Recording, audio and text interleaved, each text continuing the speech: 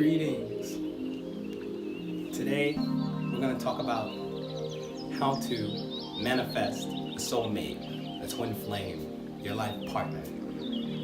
Part 1. The very first requirement to manifesting your life partner, your soulmate, your twin flame, whatever you want to call that person that you want to spend the rest of your life with, the very first step to manifesting them is to first know yourself.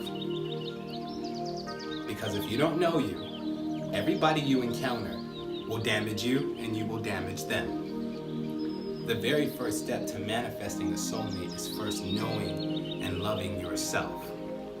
God is not going to send you someone so you can damage them. You may meet a lot of pretenders. This is where responsibility of self comes in. Because you may desire to have the perfect partner in your life, but if you're not the type of person that can appreciate what is coming for you, what you've been praying for, what you've been asking for, then you will damage it. And that's disrespectful to your very own divinity and your manifestation abilities. So, the very first thing that must be in order before you can manifest your twin flame, your soulmate, your life partner, whatever you want to call them, is yourself. You must be in check. You must be in love with you. You must be completely accepting of yourself, or every person you encounter is going to change you until you no longer know who you are. Then you'll meet a partner who's going to try to tell you who you are. Then you're going to be lost for a long time. And after that relationship is over, you're going to feel burnt out. This is why you have to be prepared. Every person that you've ran into so far that you thought was your twin flame or your soulmate or your life partner, and they damaged you, they hurt you, they ripped you to shreds, was the best lesson that you ever got in your life. Because I bet you, if you haven't learned it yet, you're gonna learn your worth. And after you know your worth and you start walking your worth, acting your worth, you can never get played again. You will run into many people, you will encounter many beings in this lifetime that may appear like they could be somebody that you could potentially be in love with, or somebody that you could potentially fall in love with. But that doesn't mean that you're supposed to be with them. And the only way for you to know the difference between the right one and the wrong one is yourself. You know what matches up with you and you know what doesn't, so why play around? Stop falling in love based off of people's potential. Because if you don't know yourself, you can really find yourself in some deep, dark trash of relationships. It can get crazy, and people love to curse God and say, God, why would you do me this way when you did it to yourself?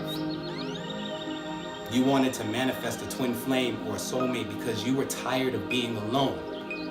God does not gift you a slave, because that's a slave, because you're tired of being alone. You want somebody so you don't have to be alone anymore. That's not a good enough reason to manifest a partner. You have to be in love with you. You have to be able to be by yourself. So the person that comes into your life and loves you unconditionally just adds more value.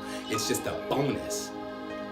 Because when you don't love you, when you don't give yourself proper love and you're not showing proper love to yourself as you're throwing yourself out there into the world of dating and love and all of that good stuff, nothing good's gonna come of it. Nothing positive is going to come of it. You will become dependent upon your partner. And when your partner decides, hey, I think I'm done with this, you're gonna feel like, well, they did me wrong. They hurt me so bad. No, you hurt you so bad. You knew that you weren't ready, and you became dependent on something that you should have been giving to yourself or given to yourself, but you weren't. And now you've manifested a partner that could give that to you. You feel content, you feel happy, you're like, cool. That doesn't excuse you from giving it to yourself. A lot of times we put partners through hell, trying to make them measure up to our standards and what we think we need from a partner when we need to give that to ourselves.